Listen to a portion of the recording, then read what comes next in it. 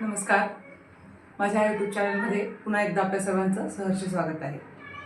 मागच्या व्हिडिओमध्ये इयत्ता 9वी अक्षर भारतीमधली भेटी लागी जीवा ही संतवाणी अभ्यासली होती. आता आज आपण त्याचा स्वाध्याय बघणार आहोत.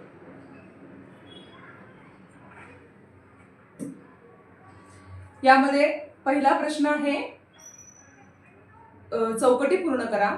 चौकटीमध्ये वाट बघणारा कोण, कोणाची वाट बघतो आणि वाट बघण्याचे कारण, असे 3 पर्याय तुम्हाला दिलेले आहेत. मी इथे ऑलरेडी उत्तर लिहून ठेवलेलं आहे. वाट बघणारा कोण? चकोर. कोणाची वाट बघतो? तर पौर्णिमेचा चंद्रमा. चकोर वाट बघतोय कोणाची? पौर्णिमेच्या चंद्राची. वाट बघण्याचं कारण काय? चंद्रकिरण हे त्याचं जीवन आहे म्हणून. दुसरं आहे लेकी. लेक म्हणजे मुलगी, ती वाट बघते कोणाची? की मला माहेरचं बोलावणं येणार आहे. कशासाठी तिला माहेरचं बोलावणं हवंय? तर दिवाळीचा सण आहे, त्याच्यासाठी माहेरी जायचंय म्हणून ती माहेरचं बोलावणं येण्याची वाट बघते. पुढे आहे भुकेलेलं बाळ. भुकेलेलं बाळ कोणाची वाट बघते? आपल्या माऊलीची वाट बघते. कशासाठी? की त्याला भूक लागलीये त्यामुळे. आणि सगळ्यात शेवटी आहे संत तुकाराम महाराज. ते कोणाची वाट बघतायत? पांडुरंगाची वाट बघतायत, कारण त्यांना पांडुरंगाच्या भेटीची आस लागलेली आहे, ओढ लागलेली आहे. अशा पद्धतीने हे कोष्टक जे आहे ते तुम्ही पूर्ण करायचे. पुढचं पान आहे. पुढचा प्रश्न आहे, योग्य अर्थ शोधा. आस लागणे म्हणजे इथे पर्याय दिलेले आहेत. ध्यास लागणे, उत्कंठा वाढणे, घाई होणे, तहान लागणे. इथे मी उत्तर लिहिलेलं आहे खाली की आस लागणे म्हणजे काय? ध्यास लागणे. उत्तर काय आहे? ध्यास लागणे. वाटुली म्हणजे धाटुली, वाट, वळण, वाट पाहणे. याचं उत्तर आहे वाट. वाटुली म्हणजे काय? तर वाट. पुढचा आहे कृती 2. हा जो भाग आहे हा थोडासा भाग वर्कबुक मधला आहे. हा एक्स्ट्रा क्वेश्चन म्हणून आपण घेतो आहोत. सहसंबंध लावा. जसं चंद्रमा चकोर. आता सहसंबंध लावा म्हणजे काय करायचंय की चंद्रमा आणि चकोरामध्ये काय संबंध आहे? तर चकोर ह्याचं हा चंद्राच्या किरणांवरती जगतो, ते त्याचं जीवन आहे. हा त्या दोन्ही मधला संबंध आहे. तसा आता खाली आपल्याला संबंध बघायचा आहे. दिवाळी लेक, बाळ आई. दिवाळीत काय करायचंय? लेकीला माहेरी जायचंय. बाळ कशासाठी आईची वाट बघतोय? तर त्याला भूक लागलीये म्हणून. संत तुकाराम महाराज आणि श्री विठ्ठल. पुढचा आहे कृती 3. कवितेतील पुढील शब्दांचे अर्थ लिहा. चंद्र, चंद्रमा, मन, जीवा, बाळ, बालक, माऊली, आई. पुढचा प्रश्न आहे काव्य सौंदर्य स्पष्ट करा. आता हा जो भाग आहे काव्य सौंदर्य स्पष्ट करा, यावर थोडंसं लक्ष देणं आवश्यक आहे की जी काही कविता तुम्हाला दिलेली आहे त्यामधलं जे सौंदर्य आहे ते तुम्हाला उलगडून दाखवायचे आणि त्याचा तुम्ही कशा पद्धतीनं आस्वाद घेता ही कविता अभ्यासताना हेही तुम्हाला इथं नोंदवायचे. आता मी तुम्हाला उदाहरण लिहून दिलेलं आहे याचं उत्तर. संत तुकाराम महाराज पंढरीच्या विठ्ठलाच्या दर्शनासाठी आसुसलेले आहेत. कधी एकदा श्रीमुख पाहीन असे त्यांना झाले आहे. म्हणून ते व्याकुळ होऊन आर्त शब्दात म्हणतात की हे विठ्ठला, तुझ्या भेटीचा माझ्या जीवाला जो काही छंद लागलेला आहे, जो काही ध्यास लागलेला आहे, तुझ्या दर्शनासाठी माझं मन काय झालेलं आहे? तळमळत आहे आणि रात्रंदिवस मी तुझी वाट पाहत आहे. म्हणजेच काय? भेटी लागी जीवा, लागलीसे आस, पाहे रात्रंदिवस वाट तुझी. ही जी ओळ आहे, ह्या ज्या पंक्ती आहेत, याचं भाव सौंदर्य, काव्य सौंदर्य आपण अशा पद्धतीनं उलगडून दाखवू शकतो. पुढचा प्रश्न आहे, थोडंसं तिरपं झालेलं आहे. संत तुकारामांनी पांडुरंगाच्या भेटीबाबत दिलेल्या दृष्टांतातील तुम्हाला आवडलेला दृष्टांत स्पष्ट करा. म्हणजे जी काही संत तुकारामांना पांडुरंगाच्या भेटीबद्दल जी आस आहे, ओढ आहे, ती त्यांनी वेगवेगळ्या दृष्टांतातून म्हणजे वेगवेगळ्या उदाहरणातून आपल्याला सांगण्याचा प्रयत्न केलाय. तर त्यातला तुम्हाला कुठलं उदाहरण आवडलं असं त्यांनी विचारलंय. आता इथं मी मला आवडलेलं उदाहरण लिहिलंय. तुम्ही यापेक्षा वेगळं जर तुम्हाला उदाहरण लिहायचं असेल तर तेही लिहू शकता. फक्त तुम्हाला त्याचं स्पष्टीकरण देता आलं पाहिजे.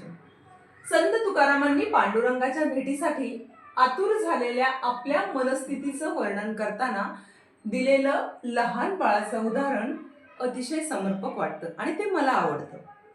ज्याप्रमाणे लहान बाळाचे विश्व ही त्याची आईच असते, त्याप्रमाणे तुकारामांचे विश्व म्हणजे फक्त विठ्ठलच. बाळाला भूक लागल्यावर तो अतिशय आतुरतेने आपल्या आईची जशी वाट बघतो, तिच्या भेटीसाठी तो आतुर झालेला असतो, तसंच इथं संत तुकाराम महाराज सुद्धा विठ्ठलाच्या म्हणजे सुद्धा आपल्या माऊलीच्या भेटीसाठी आतुर झालेले आहेत आणि त्याच्या अर्थतेने काय करतायत, वाट बघतायत. ही विठ्ठलाची भेट घेणं हे संत तुकाराम महाराजांच्या जीवनाचं जणू काही ध्येयच बनलेलं आहे. त्यामुळं हा दृष्टांत जो आहे हा अगदी समर्पक वाटतो आणि तो योग्य आहे. पुढे आहे, चकोराच्या दृष्टांतातून संत तुकाराम काय सिद्ध करू इच्छितात ते तुमच्या शब्दात लिहा. आताच आपण एक दृष्टांत बघितला, एक उदाहरण बघितलं, ते कसं समर्पक आहे.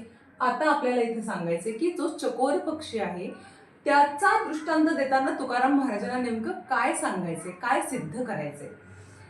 संत तुकारामांना विठ्ठल भेटीची आस लागली आहे. ज्याप्रमाणे पौर्णिमेचा चंद्रमा हेच चकोराचं जीवन असतं, पौर्णिमेच्या चंद्राची तो आतुरतेने वाट पाहत असतो, त्याप्रमाणे पंढरपूरच्या विठ्ठलाच्या भेटीची संत तुकारामांना आस लागलेली आहे. विठ्ठलाचे दर्शन हेच जणू त्यांच्या जीवनाचं अंतिम ध्येय बनलेलं आहे. हेच संत तुकारामांना सांगायचं आहे.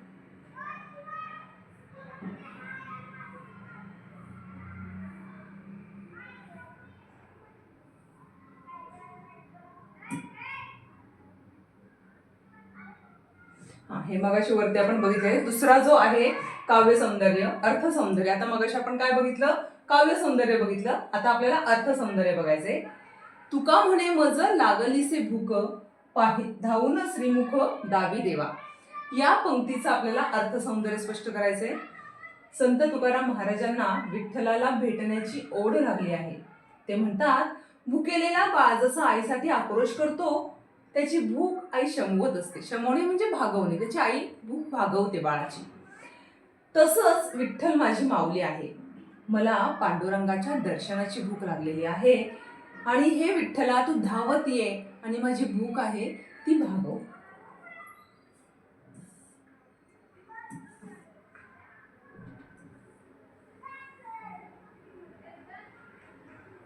आता पुढे तुम्हाला सोमतसाठी एक प्रश्न दिलेला आहे की तुम्ही तुमच्या जवळच्या मित्रमैत्रिणीच्या भेटीला आसुसलेले असतात किंवा आहात, हे सांगण्यासाठी एखादा दृष्टांत वापरा आणि ते स्पष्ट करा.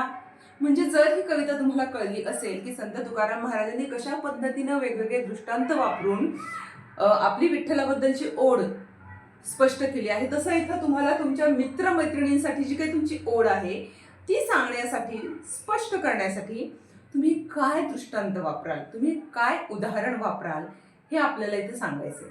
एक मी सांगितलंय, मैत्री ही अतिशय निखळ आणि निर्मळ असते. मैत्रीत अपेक्षा नसते. निरपेक्ष मैत्रीचा भाव ज्यात उमटेल असा दृष्टांत म्हणजे पाऊस आणि धरतीचा. या जोडीचा धरणीची कुठलीच अपेक्षा नसते धरतीची की हा पाऊस येतो, तिला ओले चिंब भिजवतो, तिच्यावरती वेगवेगळ्या प्रकारची फळं फुलं त्यानंतर फुलतात. पण हे त्यांचं जे नातं आहे, हे मैत्रीचं नातं आहे. हे नातं जे आहे हे इथं आपण उपमा या ठिकाणी आपल्या मित्रासाठी देऊ शकतो. धरणी आणि पाऊस यांच्या निरपेक्ष मैत्रीतून नवीन अंकुराचा जन्म होत असतो. मैत्रीतही सुसंस्कृत सृजनाचीच प्रक्रिया असते. या संदर्भात ग दि माडगुळकरांच्या कवितेची एक कडवं आठवतं. माऊलीच्या दुग्धपरी आले मृगाचे तुषार, भुकेलेल्या तान्ह्या तोंड पसरे शिवार. म्हणजे ज्यावेळेस मृग नक्षत्राचा पाऊस पडत असतो त्यावेळेस इथे जी शिवार आहे, शिवार म्हणजे शेत, ते भुकेल्या बाळाप्रमाणे तोंड आ वासून बसलेलं असतं.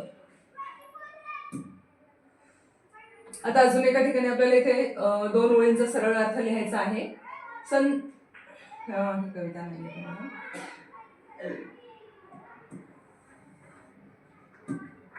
ओके.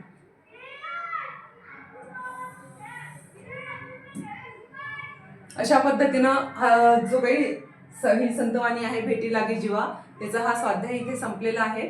अशाच पद्धतीनं वेगवेगळ्या पाठांसाठी, त्याच्या स्पष्टीकरणासाठी आणि त्यांच्या योग्य अशा उत्तरांसाठी तुम्ही आमच्या यूट्यूब चॅनलला सबस्क्राईब करा, लाईक करा, शेअर करा आणि तुमच्या प्रत्येक शंकाचं निरसन आमच्याकडनं केलं जाईल. त्यासाठी तुम्ही तुमच्या कमेंट बॉक्समध्ये कमेंटसुद्धा टाकले, तुमचे प्रश्नसुद्धा विचारलेत, शंकासुद्धा विचारल्यात, तरी तुमच्या शंकांचं कायम स्वागत असेल. धन्यवाद.